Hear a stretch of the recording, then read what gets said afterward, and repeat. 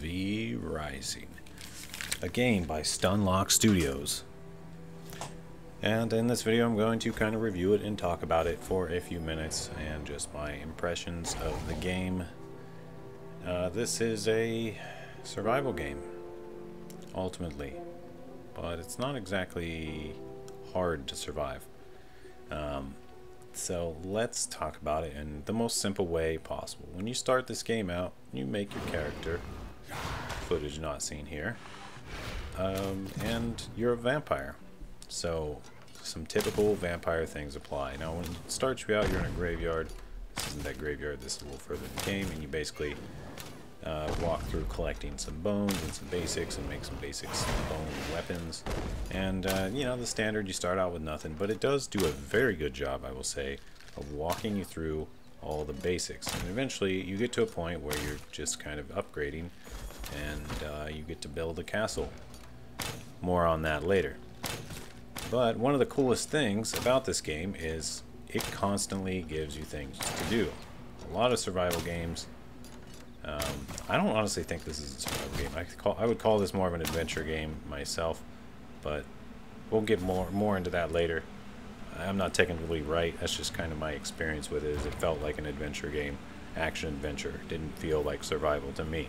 Although I can see why you'd call it survival. You do need to sustain yourself with blood, but that is so easy that you don't really have to think about it. And obviously you can see here there's a lot of environmental stuff.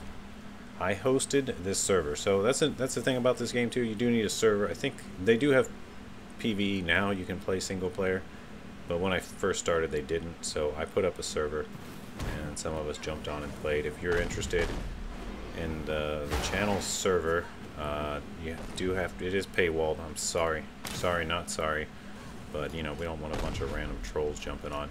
So you just have to join the Patreon and I'll get you the info or whitelist or whatever. But it's optional.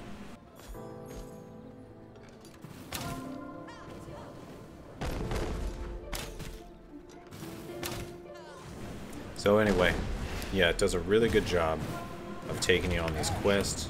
They'll say stuff like, hey, to get the next ability, to get this power up, you have to defeat this guy. And that you do. As you can see here, we're fighting in the day, so we're staying in the shadow because sunlight is very important in this game. If you're in the sunlight for too long, you get damaged. And you might also notice by this screen capture, terrain is very important. There are some areas you can't go, and you have to be very well aware of that.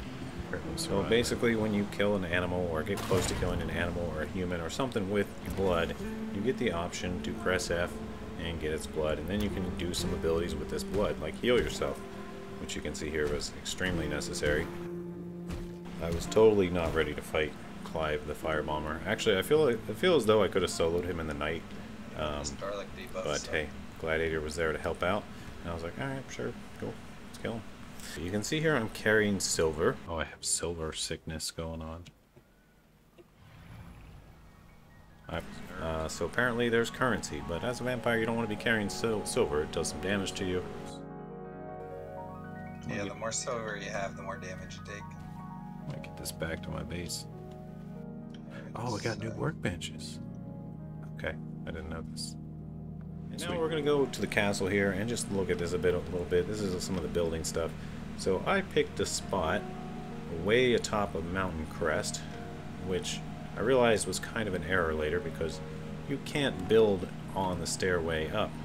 So you're kind of confined to that plateau. So normally I should be able to expand more, but since I'm on this cliff edge, I cannot. I think I would need a second little centerpiece. So the building's not bad. I'm not going to get into it too much. It's functional. It's interesting because you're in this style of game. You can't exactly build up. You just have like one level. So you have to use the terrain to get additional layers. Well, that's not entirely true. I think there are stairs and stuff. I just haven't built those yet. I haven't really messed with stairs.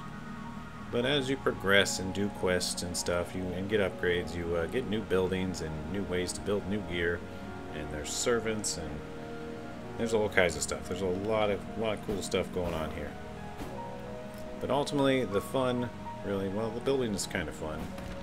the true fun in this is just battling and stuff, and running around and using your abilities. And there's these little camps on the map. They're obviously pretty well noted. And basically you can just farm at them. And they have some cool features, you know, thought out about this game. Like when you hover over things, they give you a lot of info. So here you'll see I'll fight this thug. I'm trying to use my dominating presence, which I don't exactly understand how to use yet. But this guy was a great guy to feed off of. They have everything you can feed off gets a percent. It seems to be somewhat randomized, but the higher the percent, the better of a buff you get from the blood. But as long as you have some blood of any kind, you'll be fine. Another thing that's interesting about this game is it doesn't have levels. Your power that it shows you are, your, like, we'll say estimated level, is based off your gear. So if you wear really bad gear, it'd be a really low level. I don't even know if it's called level. I guess it's something like gear score, but it's what's displayed. So if someone has a way higher gear score than you, they'll be a skull. Otherwise you should be able to see it. Now here I finally dominated a person.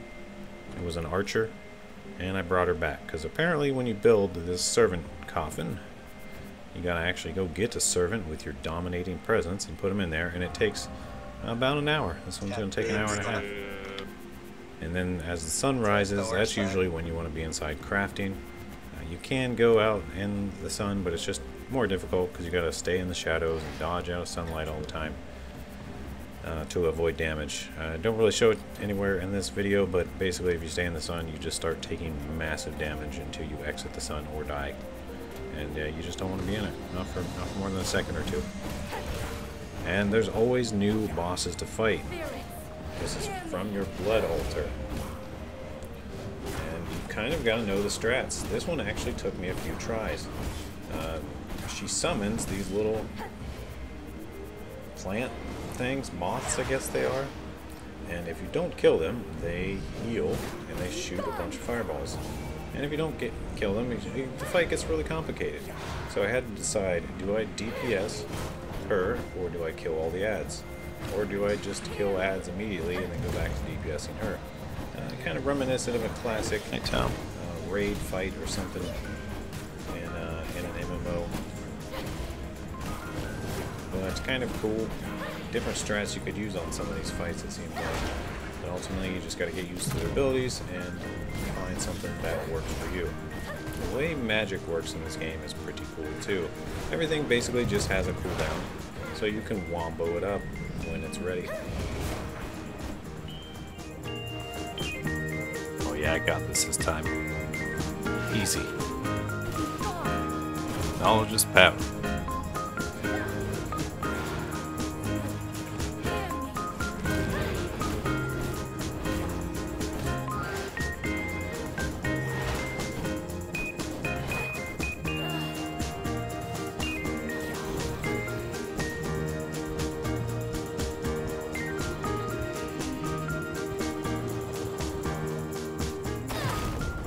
For an early access game, I didn't really detect any issues. I didn't notice any bugs, like any at all. I'm sure there are some.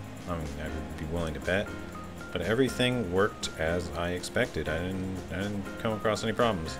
Obviously, I didn't get super far in the game or super late in the game, so I don't know everything about it.